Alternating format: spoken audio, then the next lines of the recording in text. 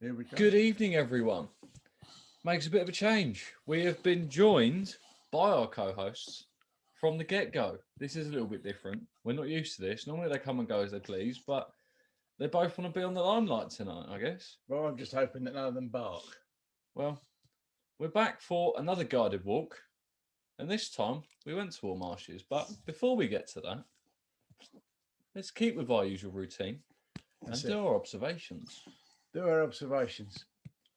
I always like to have a little bit of a bit of content about what we can learn from the outdoors. It's I think it's a really important part of what we do. And I was reading. I've actually heard a couple of stories this week about self-talk, about the way that we talk to ourselves. And I kind of thought that's actually worth thinking about for a minute because, as far as I'm aware, there's only actually one creature on this planet that actually talks to itself, and that would be us. If you actually look outside when you're in nature and look at any creatures that are there, that whether they're birds flying around, whether they're insects getting on with their lives, whether you might even see a fox or a rabbit, and you look at all of those creatures, and I don't think any one of them ever actually talk to themselves. And by that kind of self-talk, you remember that one where we're all a bit prone to going, I don't really think I can do that. I don't think I'm good enough at the moment. Or so and so hates me. And I think if one of the things about being outside is it allows us to slow our minds down and just look around and just think about, do we actually need all that kind of negative chat? And I think we don't. And I think one of the things that we can learn when we go outside is to look at the way that the wildlife actually just gets on with things. It just does what it does. It doesn't stop and think, it just cracks on with life at its own pace, doing its own thing. And the only time anything out there ever gets into a hurry or gets flustered is when it's either trying to catch something or it's trying not to be caught. Other than that, they just trickle along at their own pace. So just have a little think about that because I've got a couple of stories for you when we get to the end. Okay, so we just focus on that. Let's try and ease our self-talk. So, Plant animal of the week. plant and animal of the week.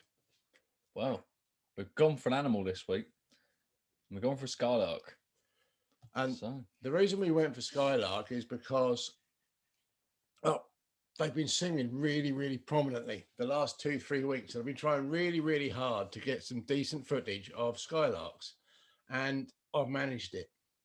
So, a couple of things to think of just before we start the video, but hopefully you'll recognize the song as soon as you hear it because locally, certainly where we are down in deepest, darkest East Kent, we hear quite a lot of them, and we are really, really lucky because the skylark is actually classified as a red list species. And red list means that the numbers of the population numbers are falling dramatically. And I mean, seriously, dramatically, down by about 70 or 80%. But they're called locally abundant. That means where you get them, you get them. And I could not imagine a countryside without a skylark singing. They've been singing for me as long as I can remember. For me, or maybe for me. Um, but not only that, watch the skylark in the sky. You can see the way they go for it with their wings, the amount of energy that they must use up just staying aloft the way that they fly. And then they sing at the same time. Now, typically they sing for a couple of minutes when they're up in flight, but it has been recorded that they will actually keep going for up to half an hour sometimes, which must be a huge amount of energy for a bird the size that they are. So that's pretty cool in itself. But also then watch the way that they fall out of the sky. And I mean, they absolutely seem to just give up flying and just plummet. How they don't break their little legs when they get down to the ground, I have no idea. But I managed to keep up with the skylark as it descended till very, very last moment. We then got some shots of the skylark on the ground, And it's worthy note that the male skylarks are very, very territorial. And you'll see a bit of argy-bargy, so we say, towards the end of the video. So anyway, have a look. This is the Skylark. We found them on Oare Marshes when we went out on Monday. And thanks very much to Chris Verbo for helping me sort it out yesterday, because the software was playing up. But this is a fantastic little bit of video. I'm really pleased with it. So enjoy.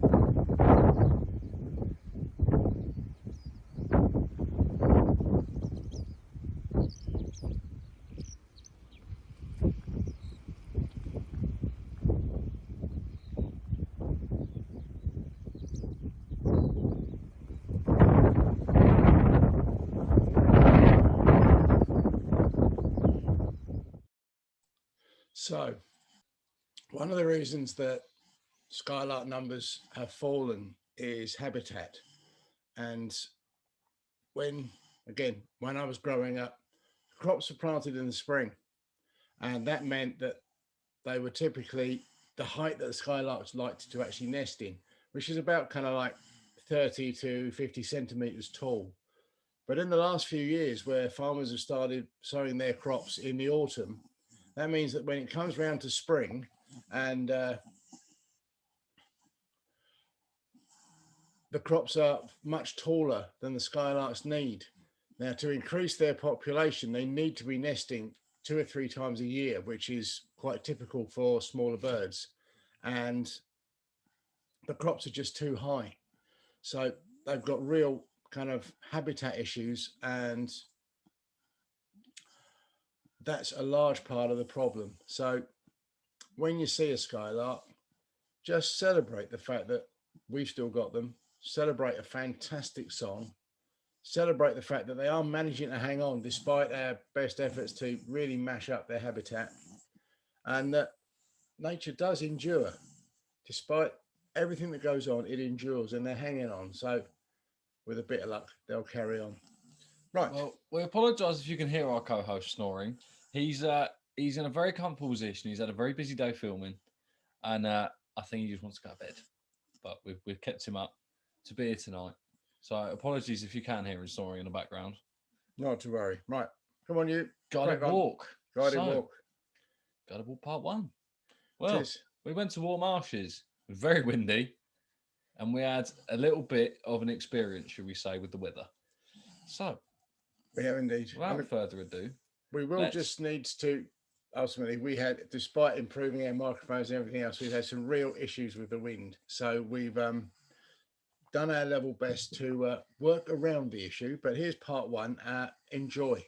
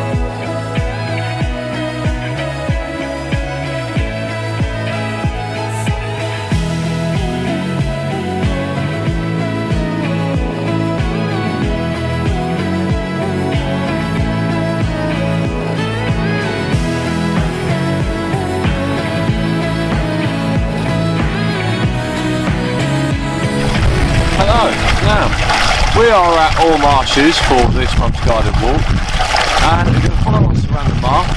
We're going to go through a few fields on the way. There's been some Holland cattle we've seen on the way, so hopefully we'll get some footage of that. We've also hopefully going to see some Skylarks and swallows, a few of them around, a few curlews and red shanks we've seen flying about as well.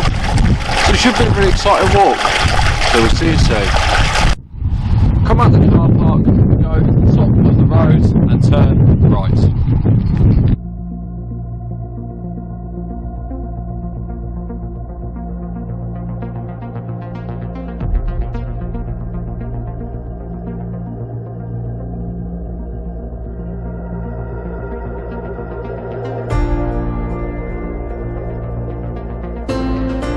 One of the beautiful benefits of having a big sea wall is that, apart from the fact it defends the land when the sea has got some real wind behind it, but it actually gives a further separation so that the marine lagoons to the right are very, very salty. They're very, very marine based, and you can see a clearly different colour to the vegetation.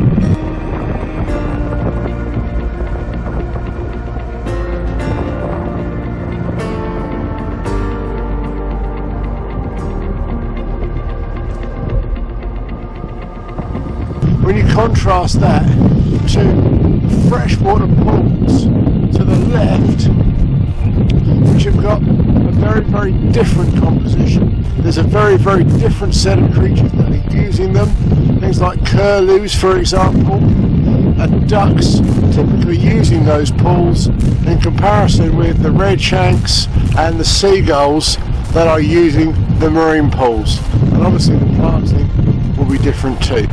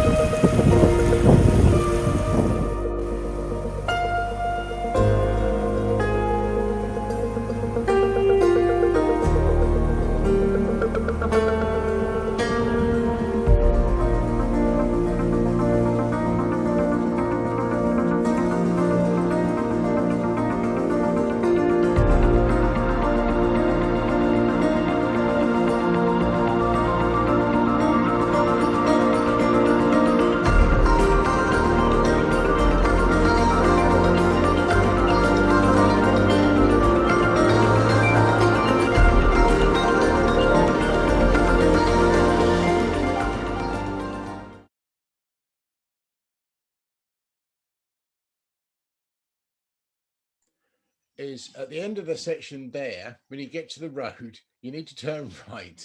Now, I'm only telling you this because we did film it, I promise, but we have no idea what has happened to that little bit of video.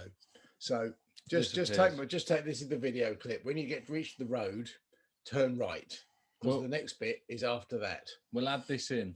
We'll add this in when we put the whole lot up for the members tomorrow morning. Well, this bit, yeah, it'll be there anyway. It'll be there, so that's cool.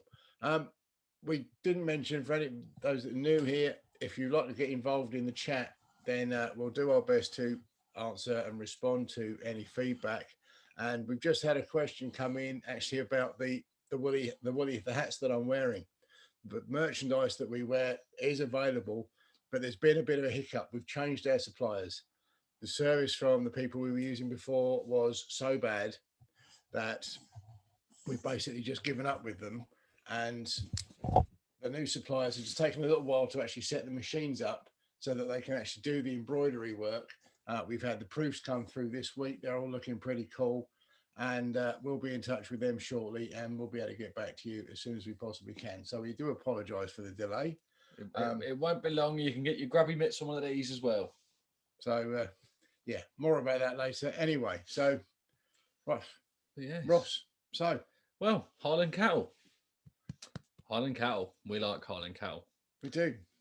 Well, I mean, it's pretty self-explanatory, but can anyone name where Highland cattle originated? Nice, easy one to get you started.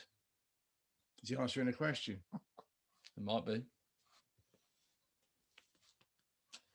It is Scotland. I won't get into specifics of where in Scotland, but it is Scotland and it is in the Highlands. But what's interesting with Highland cattle is the Highland cattle you see today in the southeast is significantly smaller than the significantly larger than the Highland cattle you'll see in the Highlands.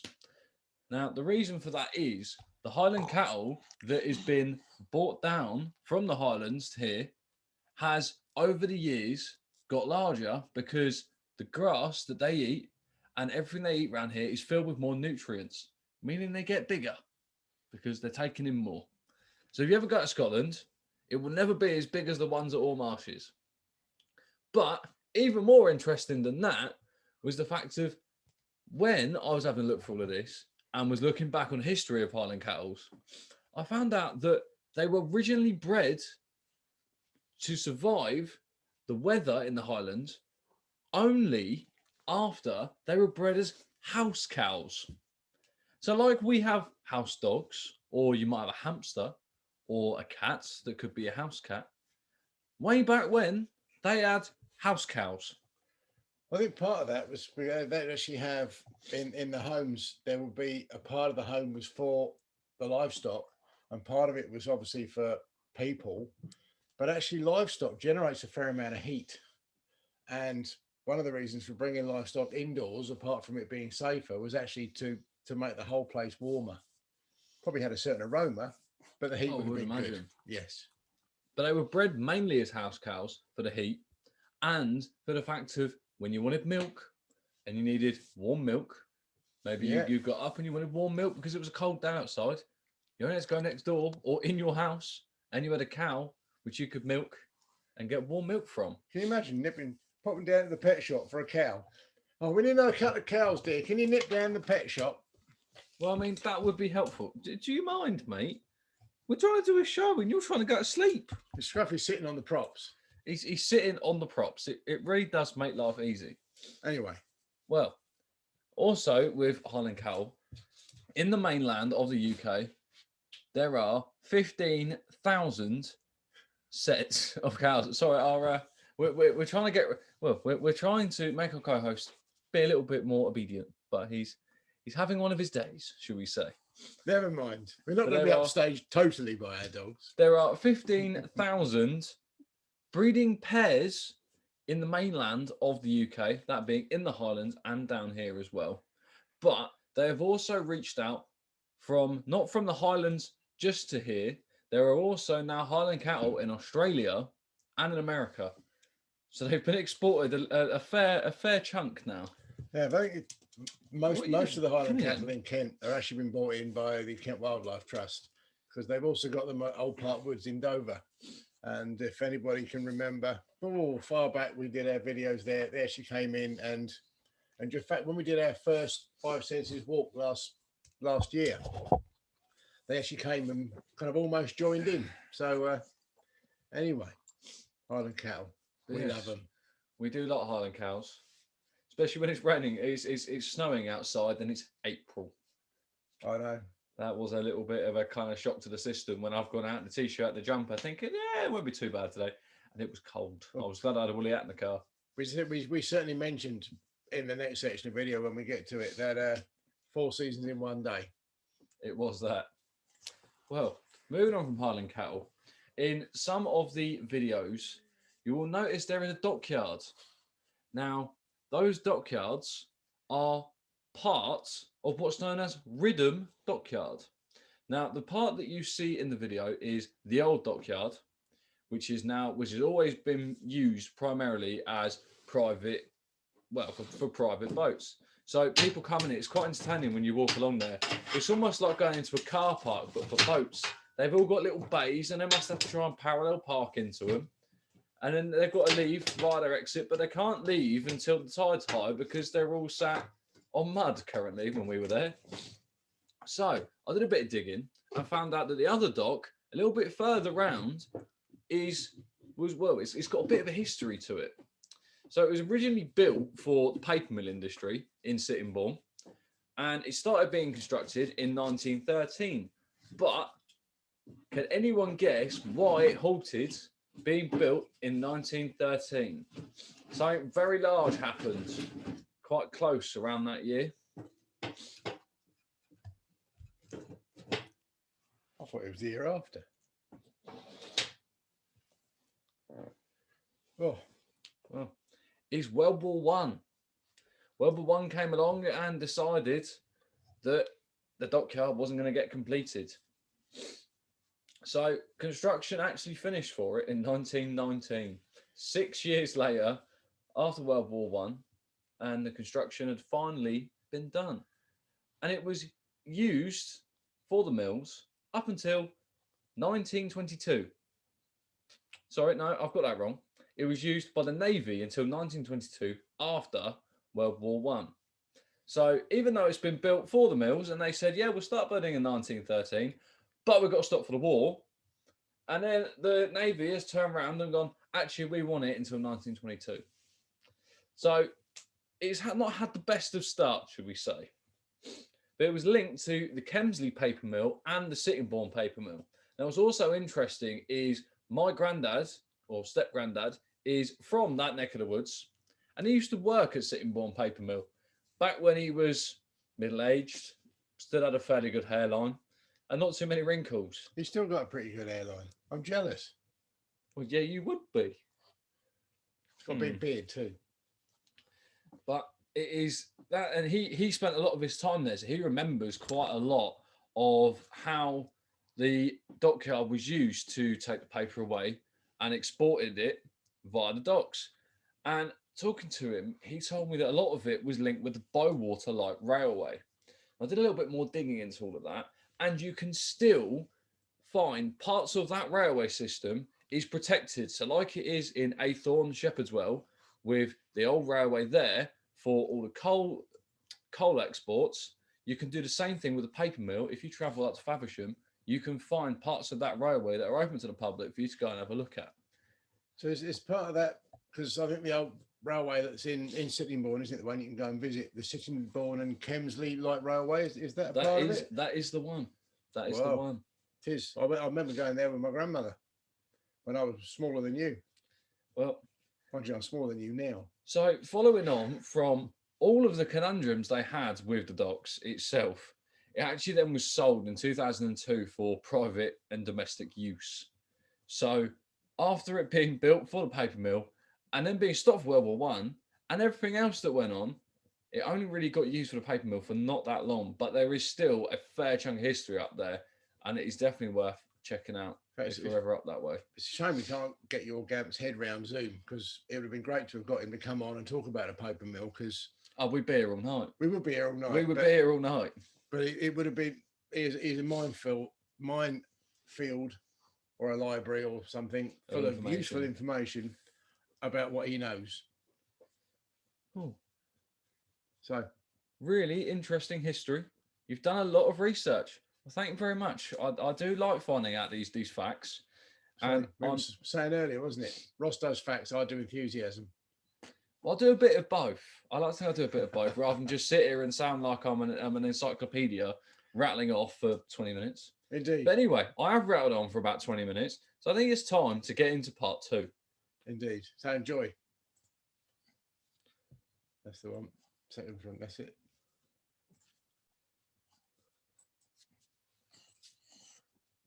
When the road goes round to the left, you'll see Upleys Road. Take that road straight on, and then there's a footpath, as you see, probably about 20 metres on the left. Take that footpath. If, however, you're feeling that the walk's a little bit too long at this stage, you can continue on along the road, and we'll show you where we join you later. When you get to the road, turn right. As the road goes round to the left, continue straight up the path towards the barn.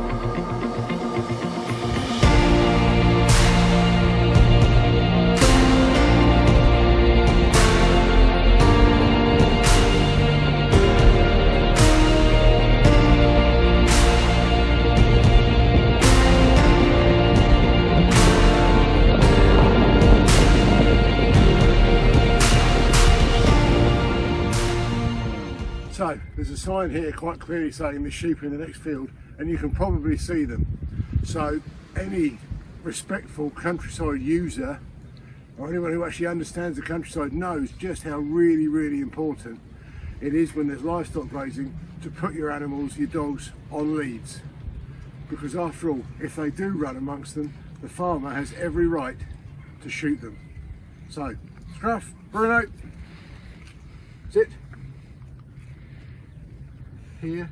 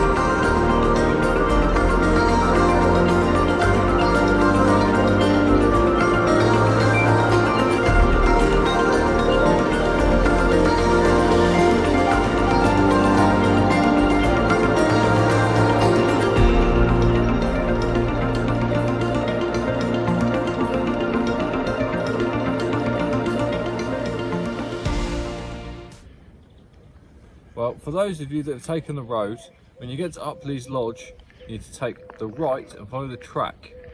For those of you that have been with us on the footpath on the long way round, you can do straight over and follow the track down.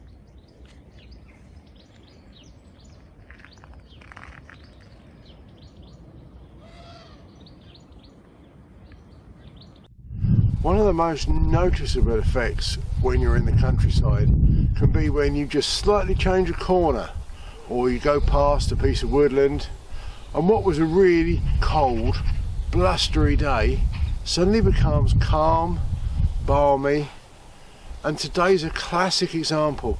You'll have seen on the shots earlier, we were in a blizzard, almost a snowstorm, and literally within minutes we've turned a corner. I've got a fence behind me, well, in front of me, and the sun is coming out, and it's a different day already. And it's amazing how our countryside does that. And you know, it's just like we can be as well. Now, you see the houses and the hill on the other side. From here, it looks like you can just walk across and walk up to those houses. Well, actually, that's the Isle of Sheppey. And you can't see it properly, but there is actually the sea between us and there.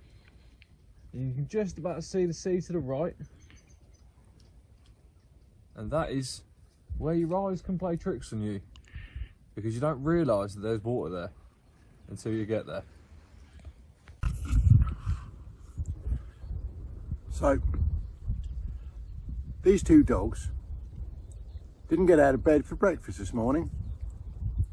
It's funny how now they're really, really attentive when we are having lunch. So, you're gonna have to take my word for it. We're sitting here in the lee of these brambles, out of the wind, having some lunch, and the first swallow I have seen all year comes flying past. Yeah, my camera's in my pocket, I've got my lunch in my hand, so I can't show you the footage, because there isn't any. But you know what? I absolutely love it. You know, one of the beauties of spring is those first sightings. So we're sitting here now, it's in sunshine. We've had a real definite 4 seasons in one day. We've been snowed on, we've been rained on. It's blown a gale, it's been calm. Now we're sitting here in shelter, in the lee, in the sunshine. The heat is beautiful. We have just seen the first swallow of the year, which is unreal. I've got some footage of Skylarks, and I've been trying to get some footage of Skylarks for ages. And whilst the Skylark's not huge in the picture, well, you'll see it, because we're going to show you later. Absolutely unreal. What does our countryside do for us? Makes us feel alive, that's what. And look, This one's alive, look. He's crashed. Joy in the sun. Joy in the sun.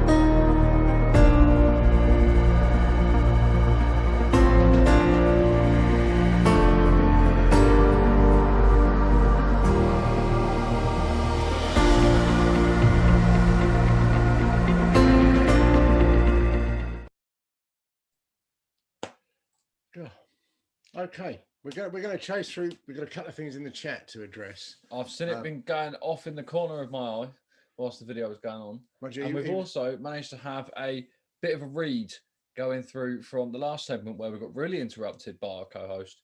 And there is one comment which both of us had a little chuckle over. And we were talking about the Highland cattle in the house. And he goes, what about all the gases? Could have blown the roof off. Well, we know what vegetarians are like. Been one for a while. Not They're a bit gaseous. Well, going through as well, everyone seems to want to know what the white plant is with all the white blossom on it. Well, we covered it a couple of weeks ago. We did. Go back and check the video for that one. But it grows slows on it. It does. It's blackthorn, and it's the plant that at the moment, if you like, is making our roads, verges white. It's everywhere. I mean, one of the reasons I shot the panorama and the sheep field was just because of that massive, great long line of blackthorn trees. Absolutely fantastic.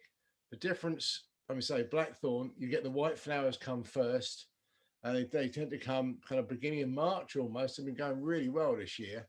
They've been booming this year. Haven't they? Absolutely booming. I think every time I've driven anywhere where you've got the banks on either side of the road, there is minimum one blackthorn in the lot, and it is just miles and miles more colourful than anything else going on that shrub, on that shrubbery, all the way along the edge. But it's funny. We went to see our son up in the Midlands on Saturday, and having the good fortune to be the passenger, actually just watching the roads and seeing the blackthorn being with the white blossom. Gorse is starting to come into flower, and that's yellow, and the light green of the hawthorn, which is similar to the blackthorn, but unlike the blackthorn, the blossom comes first and then it grows the leaves. Hawthorn is just coming into leaf now, and that's the kind of really light green that we're seeing on our roadside verges as well as in the countryside, and that will come into blossom in May blossom. And it's funny how May blossom almost seems to kind of spring to life on the 1st and then last all the way to the end of the month. And the minute you hit June, it dies, kind of goes a little bit pink. But it is. And actually, when you start looking at the roadside verges and you have a bit of knowledge as to what some of those plants are, or you even just have the desire to look, then it makes those road journeys an awful lot less boring, I guess. We saw 2 red kites as well, but that's another story. Well, we've gone a little bit off track. So let's bring it back on track. As we do. And at the start of that video, we had just walked through Oare Village. Now, I did a bit of digging on Oare Village. You know, I do like my research and my history. And it was actually, considering where it is and everything going on around it, the history is very entertaining. Very entertaining. So, it is separated from Faversham by Oare Creek.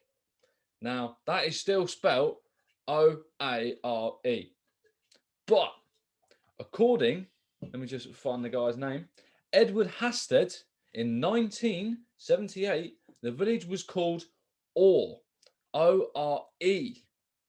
And in Saxon language, that means marshy or boggy. So, it's had a name change, but its original name is from Saxon times, which I thought was a little bit cool. Yeah, better than boggy. Boggy or marshy? I'm going to the boggy today. I'm going to marshy today. Better than bogey. I'm going to Oare. Yeah. But there's more. I kept digging. There's more in ore. There's more in Oare. There's more in ore. Or or or. We don't know. Too many ores. Or in more. There is also a manor in Oare.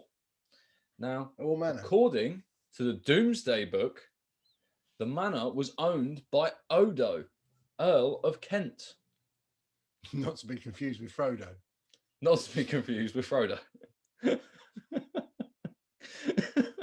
think it was that funny. After Odo's trial of fraud, the manor was then owned by Arnulf Cade, and he gave it to the Knights Hospitallers. Does anyone know who the Knights Hospitallers are Were. or were? They might still exist. Well, they may in a very, very small capacity. I mean, there was. It's a shame Alan's not here because there was I remember reading a history once that said that they'd actually turned into the oh, what do they call it? You know, the trouser leg and the I know what you mean. oh, Oh, brain dead. Knights Templar. Well, It is. They were. the Knights Hospitallers was a mixture of knights from, let me find exactly the whole correct names, the Knights from Rhodes, the Knights from Malta, and the Order of St. John. So it took all three of them together and became the Knights Hospitallers. And they were then given Oare Manor.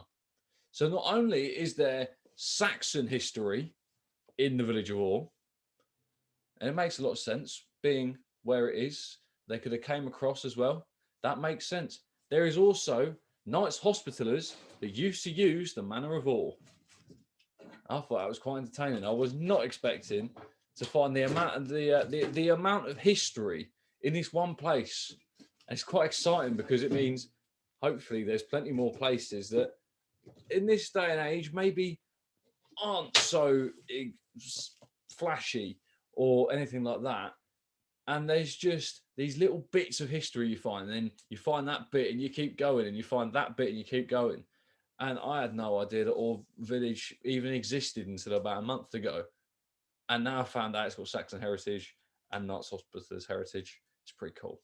Or at least I like to think so. If you think about it as well, though, if you remember one of the shots, or it's for the village itself is actually on a kind of hill. When you consider that the marshes and all of the area around Oare Creek is obviously flat, which what gives you the marshes, then you can almost imagine a kind of big manor house or kind of fort, because up on the top there, it would have had a view for miles and miles around. So it kind of makes sense in a way. It does. Everything happens for a reason. Doesn't it just? Too right. You don't always know what the reason is, but it does happen for a reason. Wow. God, is that the time? Better show you part 3, I think. Yeah, we'll do swallows another time. No time today. We'll do swallows another time. We're getting too carried away, too excited. We have a bad habit of it. I know. That's what the show's about, isn't it? Too right. So, part 3.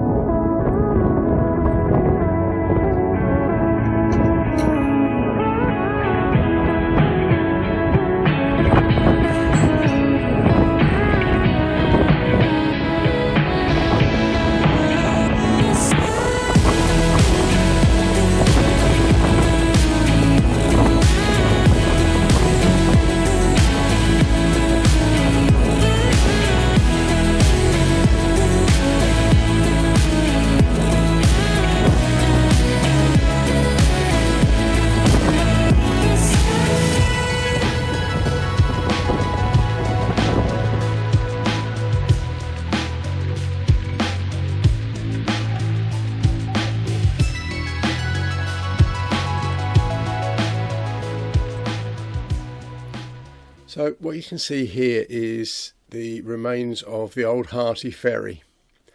It's the wooden timbers that I imagine were the supports for the drive on, drive off ferry that used to be here.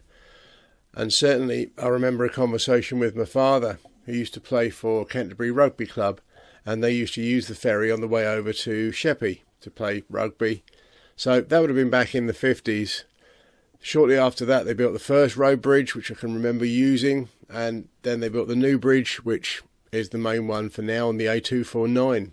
But you can see nature's just taken this back over really quickly. A lot of the timbers are rotted, been washed away and gone. You can see the vegetation is now encroached on what's left. But it's quite, you can clearly see, obviously, what was there, and the road that we sat and had our lunch on and we walked up just now was the approach to the ferry. But it's kind of like, wow, gave me back some memories. And on the other side, there's actually a pub called the Hearty Ferry. And I remember a few years ago now actually having a meal in there with my mum and dad. It was very much kind of spit and sawdust, and I kind of liked that. It's had a lot of money thrown at it now, and it's a very different place. But anyway, the Hearty Ferry, fantastic.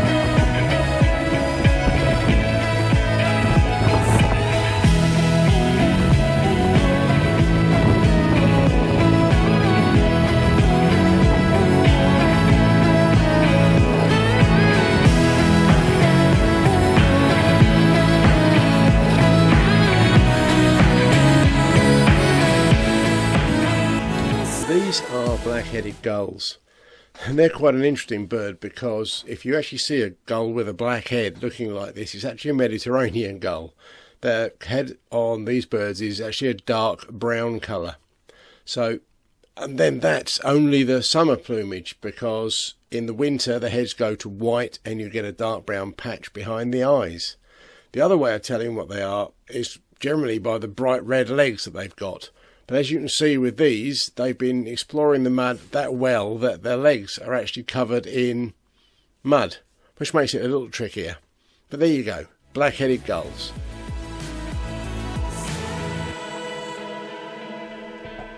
As you approach the jetty on the left, take a right turn and head back towards the car park. Thank you very much for watching.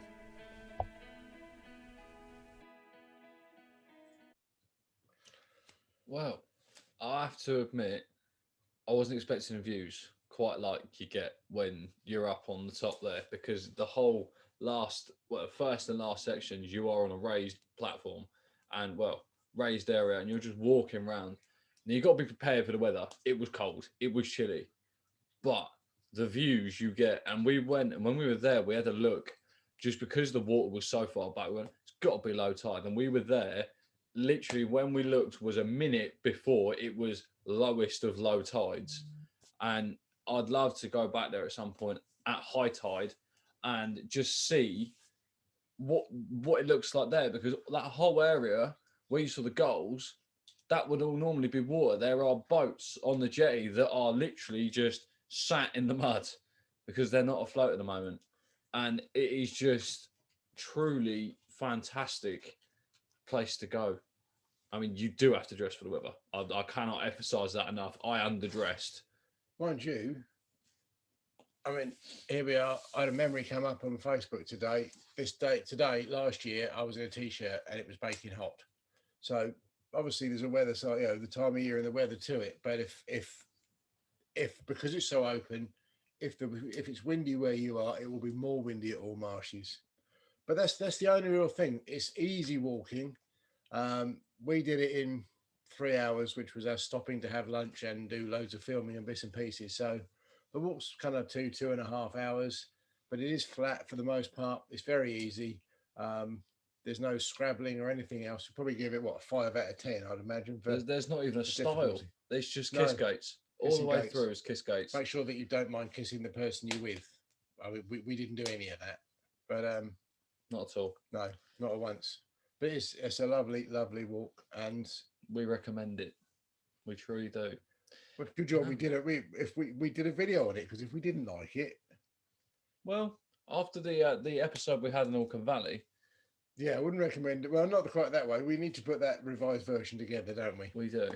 Now, following on from last week, now we had George from the History Project come on, and he gave everyone loads of examples of what we could do, whether that be stay a night in a World War I bunker, whether that be visit the woods or the most haunted woods in the UK, whether that be go metal detecting in Auckland Valley. Now, we'd like to hear from all of you guys. What would you like to do? Because we know what we'd like to do. I mean, face it, I'd like to spend the night in a World War One bunker, but that might just be the kid coming out in me. Biggest kid. Kid. I mean, even if we just did a day activity, and we were talking with George and actually combining the outdoors experiences that we do with some of the local history would be fantastic.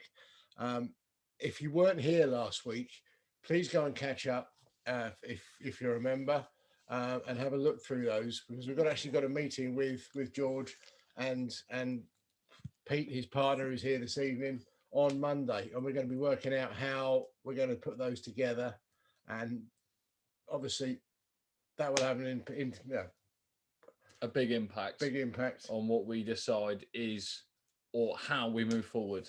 So if you haven't seen the episodes yet, please watch it, and please put a post in the Facebook group before Monday, so we know exactly what everyone wants to do, because we know what we want to do, but we have no idea what you guys would want to do.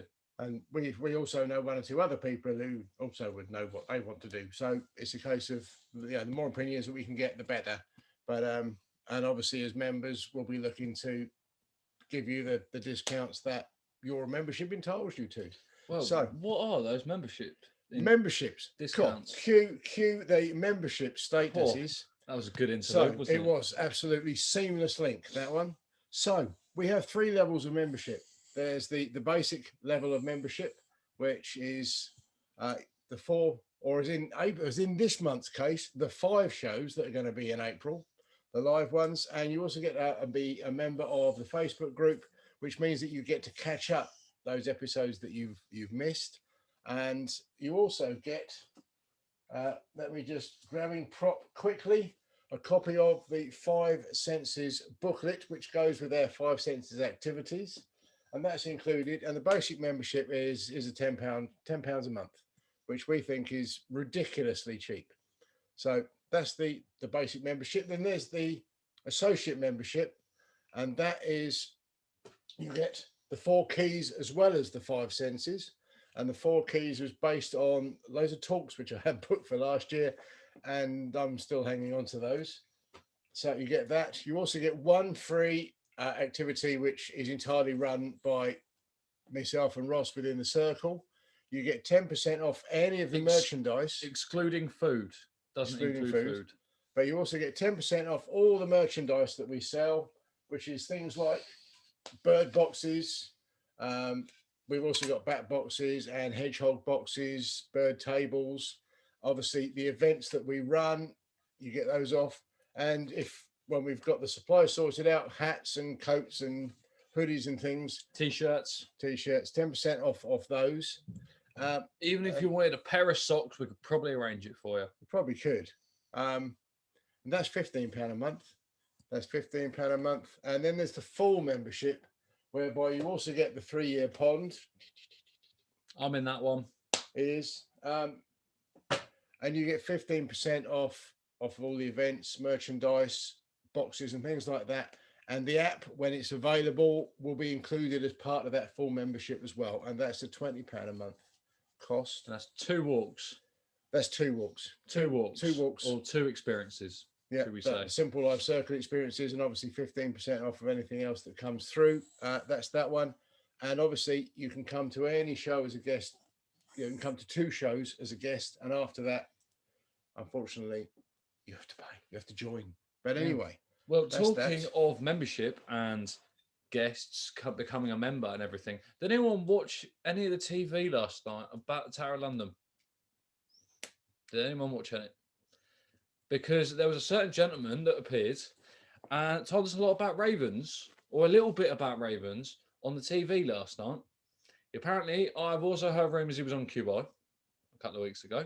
All right, need to check these things out. And he's also coming to the Circle at the end of the month.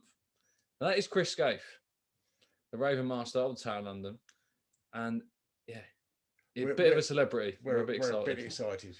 And if we're starting to boy with it, we apologise, but we're having a great time building up to it because it's going to be a fantastic show.